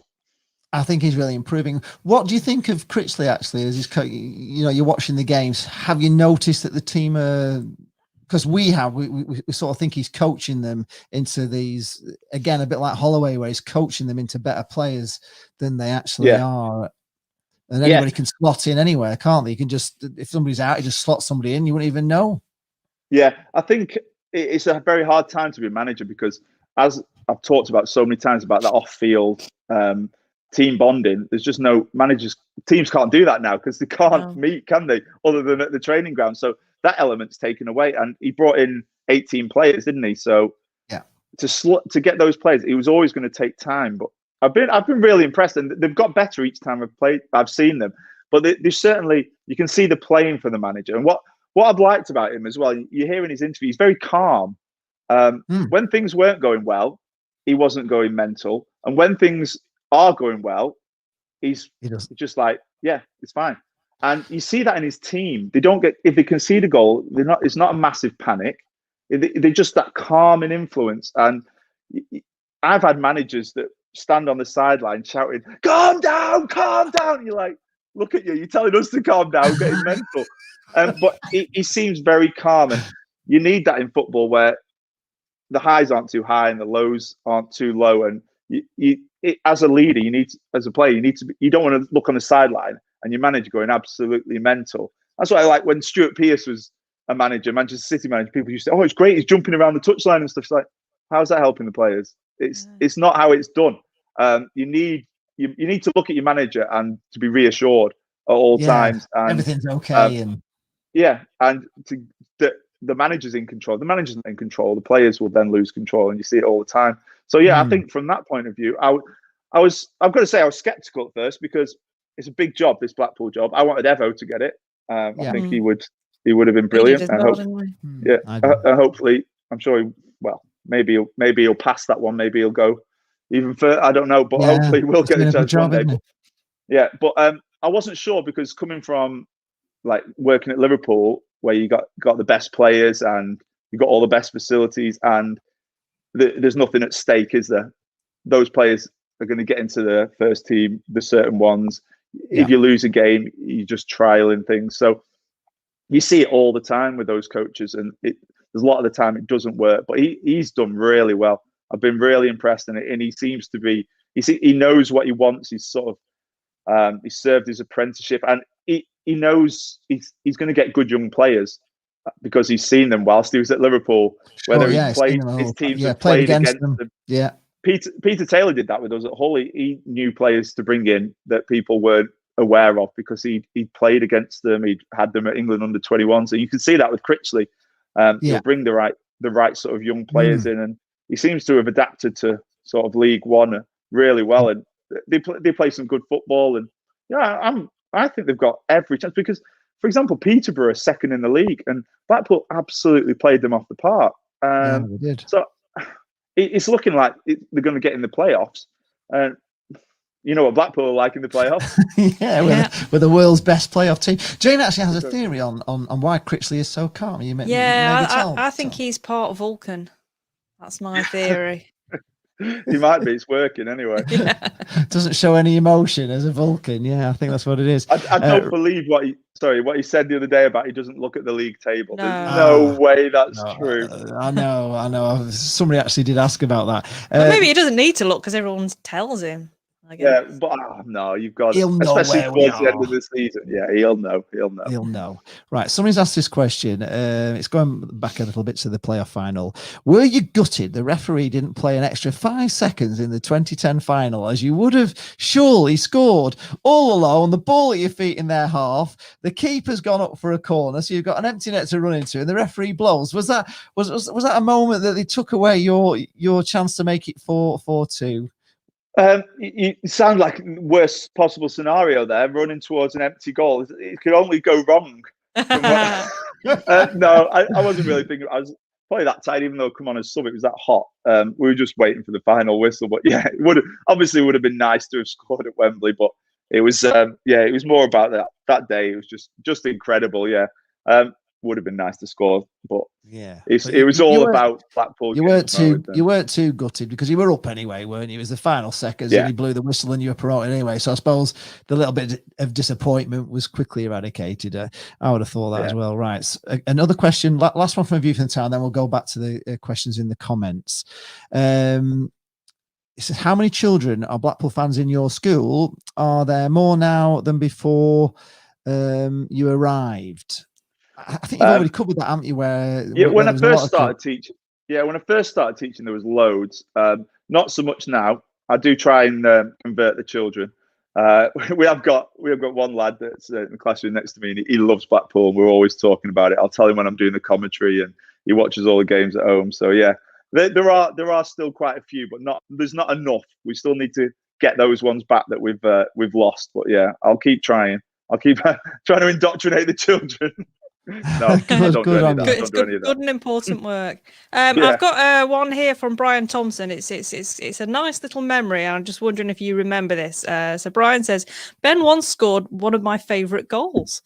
December 2007. It was freezing. It was windy. Conditions like that always had me backing 0-0. 2 sides, 3 sides, and even the old stadium sometimes made it hard to get the ball down and create chances.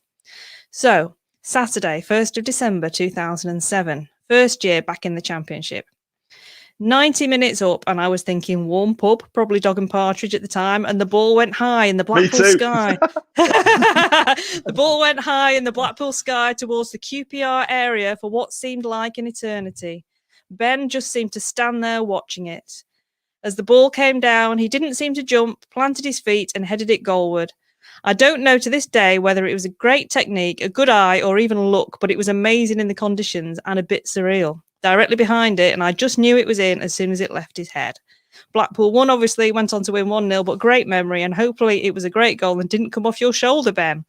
Do you remember that one?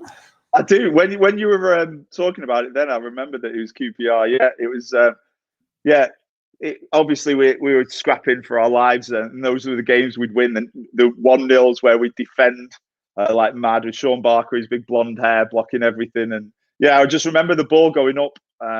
It was Lee Camping goal for them. He was never the tallest goalie, and they've just jumped. And as soon as they headed it, I thought, this is going in. And scoring last minute winners is just the best feeling, and especially in front of your fans that are all there as well. So yeah, it was brilliant. That I think the bird came out after that. It was I do remember that. Those are I was actually speaking to my children today about that. They both play, and I was sort of saying I still remember like most of my goals, and they're like, I can't even remember the goal I scored last week. And I'm like, you will with the important ones. And it's amazing that things just stick in your head at certain goals and certain times. We actually had the first goal, didn't we? That was back. It was his first goal was against Gillingham. Gillingham too. Yeah. Do you remember your first Blackpool goal? Do you remember that? Yeah, Gillingham 2-2 away. Michael Flynn that ended up signing for us. He missed the penalty. I remember that day. Yeah, I remember. Right. Eugene McGeever asked, what was your favourite football team? I think we know that. Growing up as a kid, it was City, was it? Man City. Yeah, still a City fan.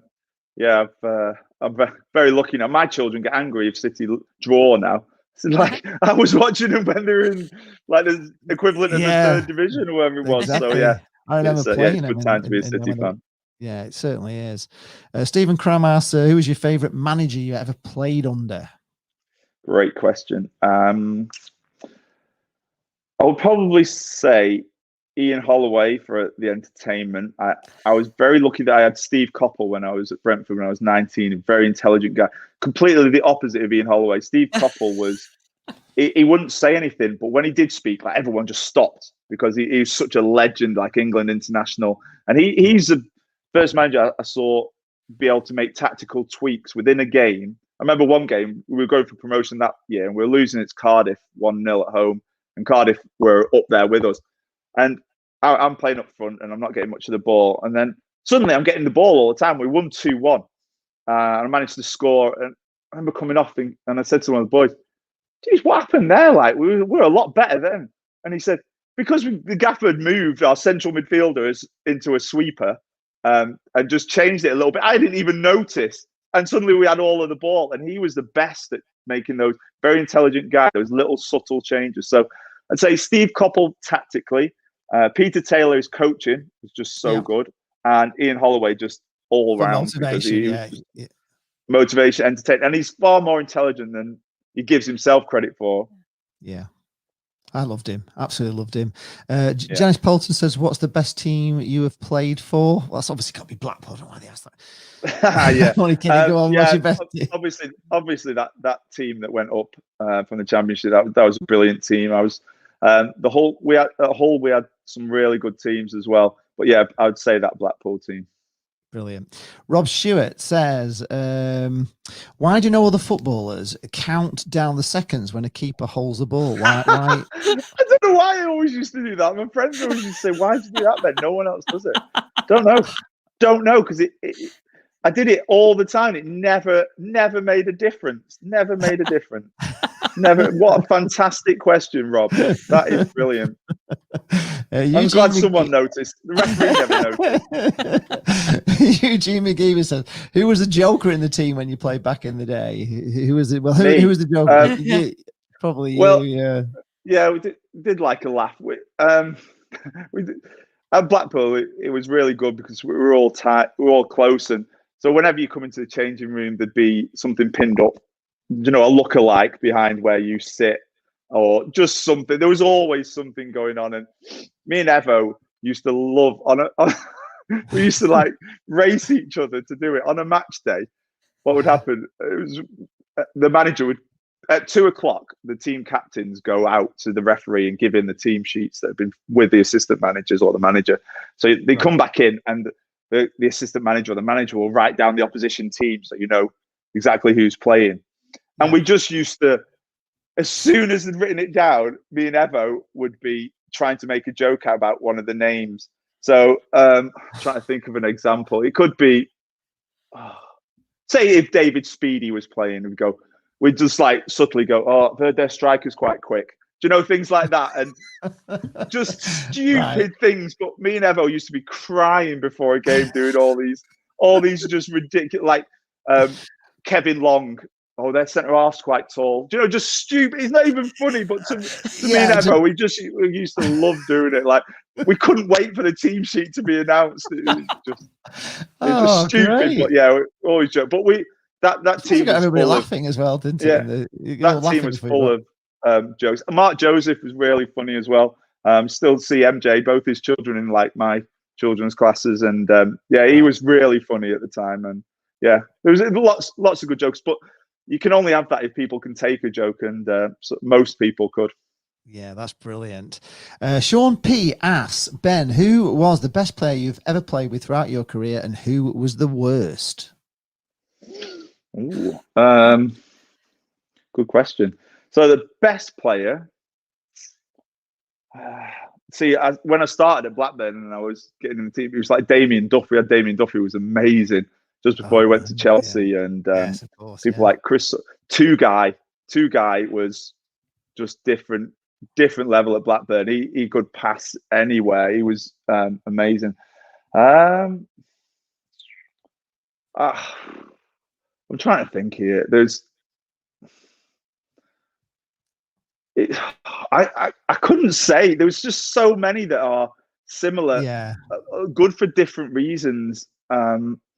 How good was Charlie and David Vaughan? How good were they to play with? Yeah, Charlie and David. Yeah, Charlie was amazing, and he had again, he had something we didn't. His left foot was just brilliant, and he could go on those driving runs. He just take the team forward. He's fantastic. Then Varney was like the quiet man, but Charlie did so well because he had Keith there and he had Varney there. Varney, you could get Varney, whether you're playing bad or you're playing well, Varney would take the ball wherever on the pitch, whether he's marked or not. And the best players do that. And it helps the team so much if someone can receive the ball with one or two players around them and just keep things ticking over. He was fantastic at that. So yeah, we were lucky because that midfield three were excellent, and they were excellent for each other. They complemented each other really, really well. Was so yeah, was Brett the scruffiest player you've ever played with then? Brett was definitely the scruffiest player I've ever played with. I remember. Obviously, we were talking about before we got promotion. We were saying, "Oh, what are you going to spend your bonus on if you get it?" And some people saying, "Oh, I'm going to buy a Range Rover. I'm going to do this and that." And Brett's like, "I'm just going to get the Golf valeted. You used to drive around in a Golf. I'm just going to have it cleaned." Things like that. And he's just down to earth, Brett. He'd already played in the Premier League, he'd already played in the FA Cup final. Just what a guy. Brett was just he was just brilliant. So yeah, Brett was an excellent player as well. I couldn't say that the best. There was just so many good ones. So many you played with. Yeah, well, I wouldn't. I'm not going to say the worst one. No, fair. Just stick with the scruffiest one with Brett. Michael Haig says, "Have you ever thought about doing your coaching FA badges and becoming a football coach?" Well, I coached my son's team for a bit. I helped coach my daughter's football team. I obviously do the school football teams, and I love coaching kids. I love how much they can improve. I love their enthusiasm, but I've never really been interested in doing it professionally. I've got some of my coaching badges, but just it's not. I think when I finished football, I'd had enough. I wanted to just move out of football and do something different. The end of my career was horrible because it was my knee. All I could. It was just horrible. I'd play on Holloway was good in that way because you'll notice I rarely played Saturday, Tuesday, Saturday because I'd play on a Saturday and then I couldn't walk on Sunday, Monday. I'd swim on a Tuesday, Wednesday off, Thursday train, Friday train, play Saturday, and then it was just that cycle, and it was just horrible. And my wife used to say, "Ben, look at you! You can't even walk. What are you doing?" And it just so I'd had enough of football. It hurt too much just thinking about it. So I wanted to move totally away from football. And I think if you want to be a coach or a manager, you have to have the right breaks. You have to be willing to travel and manage anywhere in the world. You have to be willing to leave your family. It is 24/7 job, and I'm not interested in that. I want to see my children play at the weekend. I want to have that time at home and something. Obviously, being a manager seems like a brilliant job. I'm sure it would be, but for me, there's things that are more important for me. Yeah, it kind of listening to your story makes me sad that we never got to see how good a player you were when you had two good legs. You know what I mean? Because you're good. You know what I mean? You were good anyway. But just imagine. I just sometimes wonder how amazing you were as a kid. You know what I mean? I think I peaked. Knowing you as I know you. Yeah, but knowing you, as we know you, and you've talked about the fact your leg couldn't straighten properly, and you had to go for operations all the time, and Blackpool fans didn't know any of this really. We didn't know you were going through all that. We don't get to know that, and I just think, wow, how good a player were you? It's kind of opened my eyes to thinking, just what you would have been if you hadn't have had that injury, and how your career might have gone. But you can't look back in life. No. And we've got a name here. I don't know if you know him, but Andy Payton. Is it the Andy Payton saying "oi oi"? No, so he's been my best friend since we were like 4 years old. We're still best friends from back home. Yeah. So he's now in London. Hello, Andy. Can't believe he watched. He must be bored.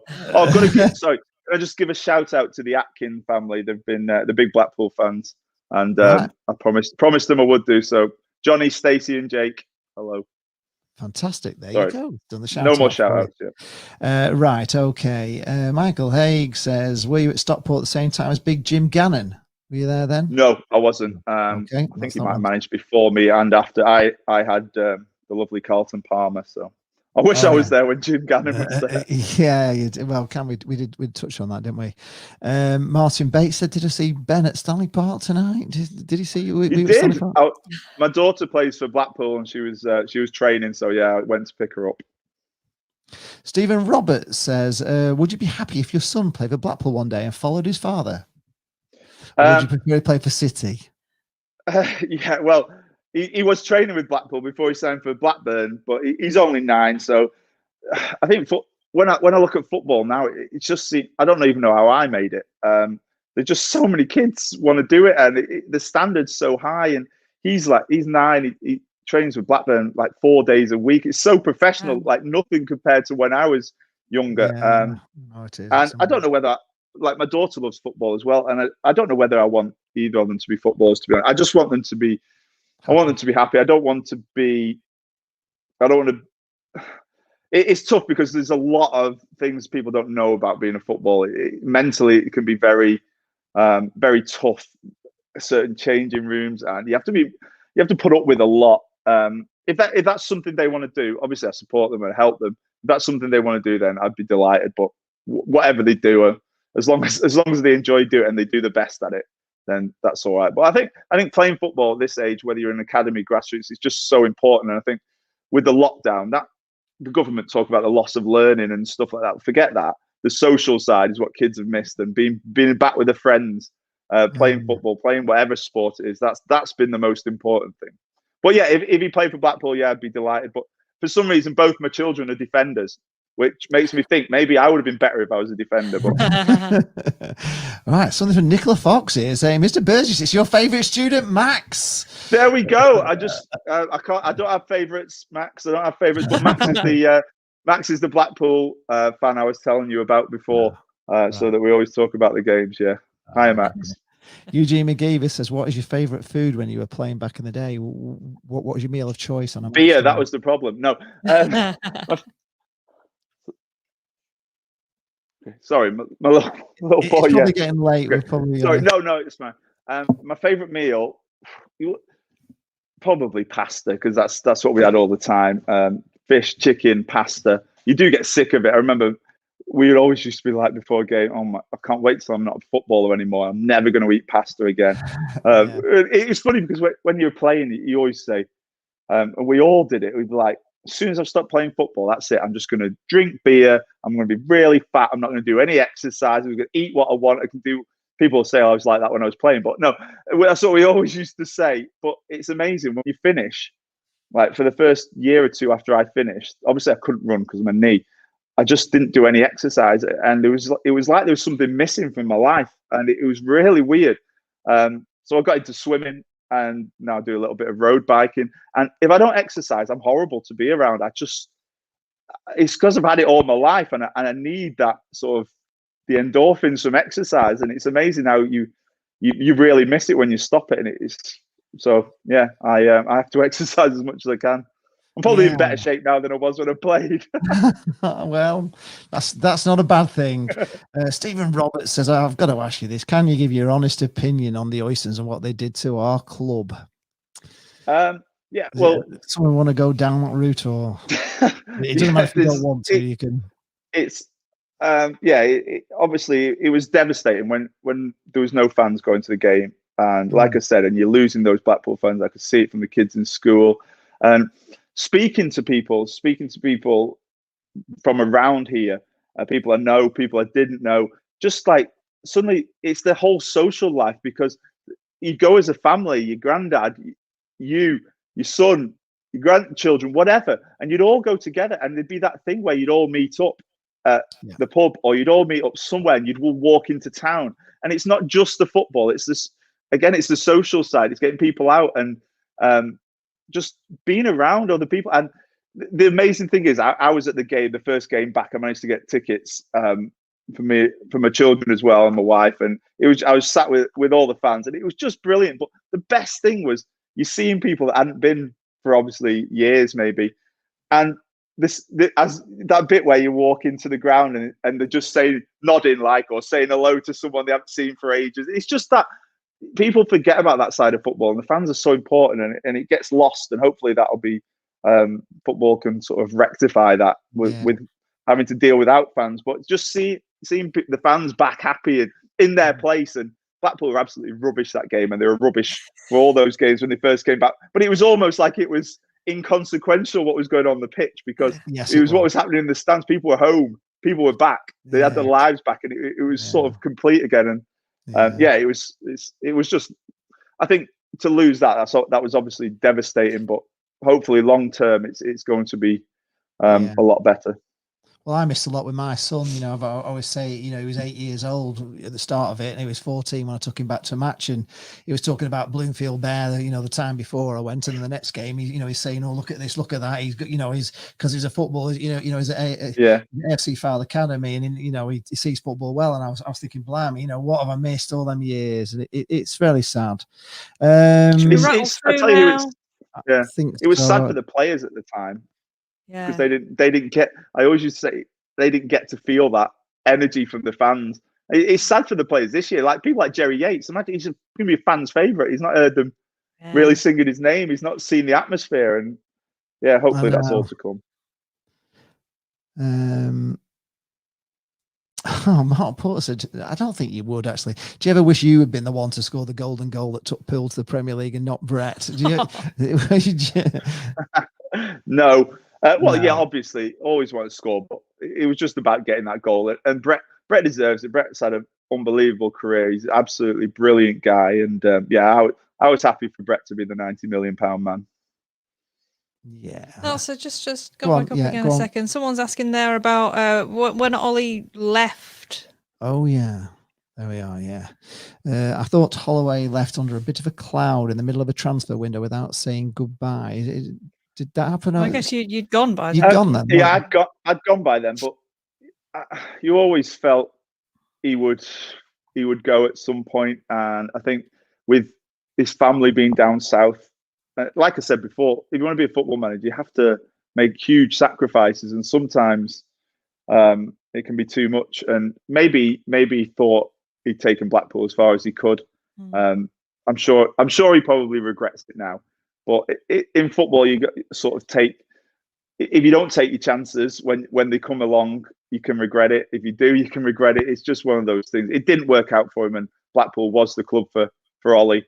It turns out, but I think he's always going to be in high regard with me and with all the players that worked under him. People leave, people move on. It's just one of those things. You just got to enjoy it for when we had him. Yeah. I think you just want to ask him a couple of questions about his journalist work and writing. So you did a degree in journalism, is that right? Yeah. So go on. Did you? No, it's just because I'm a writer myself, so I'm just sort of interested to hear about that side of things and any tips that you've got and how you got into that and how you're finding it, really. Well, I've always enjoyed writing, reading and writing. I love it. I'm always reading something and annoying people with facts and books and stuff. But I've always, even at school, I always enjoyed English, and I always said if I wasn't a footballer, which was never an option, but if I wasn't, then like journalism was always something I'd enjoyed. I would enjoy doing it. So I did my journalism degree whilst I was at Blackpool, actually, from age 26 to 28. Really enjoyed it. Really, it's sort of, the journalism degree was everything: print, radio, TV, all those sort of things. But I think writing's the best thing. My best thing probably. So I don't have to be on camera, but writing's probably I just enjoy it, and it seems to come relatively easy for me. So I still do.